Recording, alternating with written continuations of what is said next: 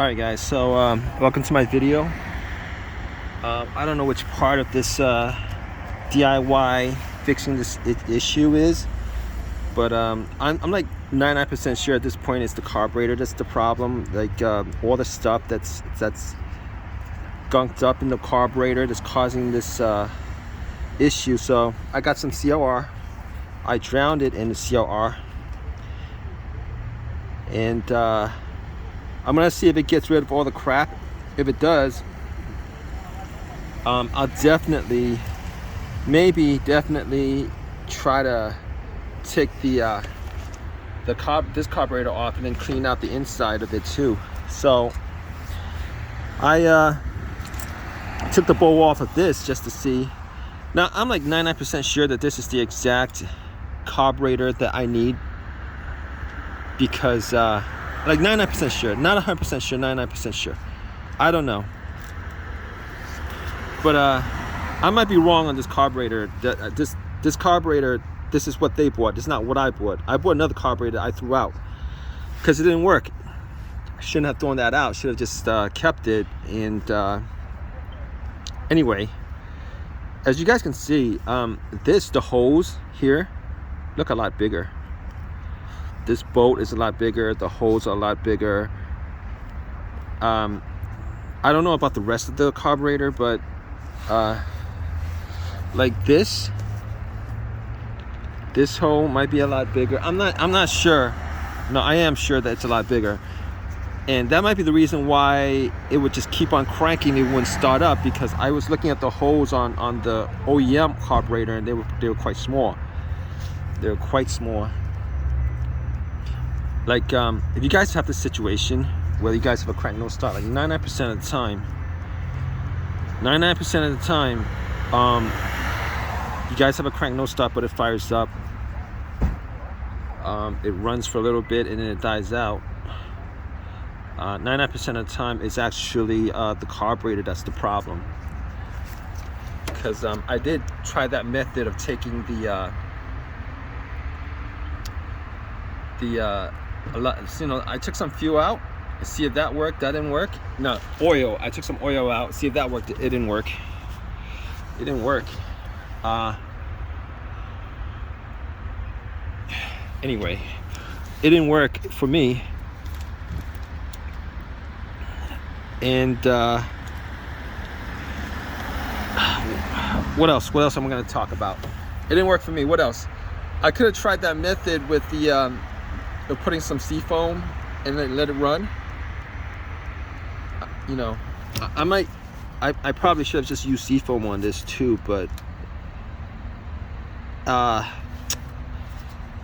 don't think, if you guys saw the crud that was on there, I don't think seafoam would have just gotten rid of it. We're talking about like this RV is from like 95. We're talking, this is OEM. It was never changed. So we're talking about like a good 25 years of buildup. 25 years of buildup, especially on the boat. You know, so after I clean this out, like I'm like 99% sure it's gonna work, and I'll definitely do a video on that. But worst case scenario, I'll probably just swap out for an OEM carburetor, or I might just buy a $25 one. Maybe I was wrong. I didn't put in the exact product number. Maybe this is not the exact product number for you know, because the one that I bought, I didn't put a product number in. All I did was put you know, carburetor for $2,800, and I just bought one of them. It didn't actually fire up, so that might be the problem. I'm not sure if that's the problem or not, but I might just buy another one just to keep it around, just in case something like this happens, because I don't like working with, you know, the amount of gas that's dripping and oil and all that stuff. It's just a messy job. I don't have a problem doing it. It's just a messy job. I prefer not to do a job as messy as this. I just prefer not to do that, guys. You know, these jobs where it's that messy,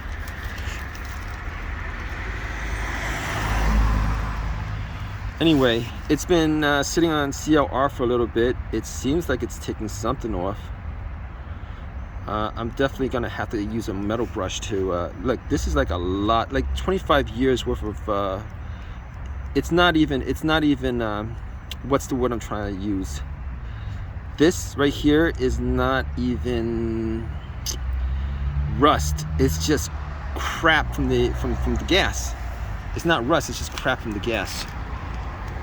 Anyway, I'm gonna let that lay out there for an hour. It's gonna get dark soon, but I'm working on this. I've been working on this for like anytime I get a chance, I've been working on this, and it's been like 4 or 5 days driving an hour and a half to get another generator, and then trying to work on you know, trying to get this done. I just want this to work. It's what I want this to do. Trust me, if I could get like a $600, $700 generator, I wouldn't be working on this. I don't think. $1,500 to $2,000 for a generator. I've seen these go for like $2,500 on eBay, Craigslist, or whatever. No, I don't want to put that much money. I'm not gonna spend that much money on a situation like this. I could just wait it out. So I'm gonna take a wire brush. I'm gonna clean that out. If it works, I might just do seafoam on the rest of this.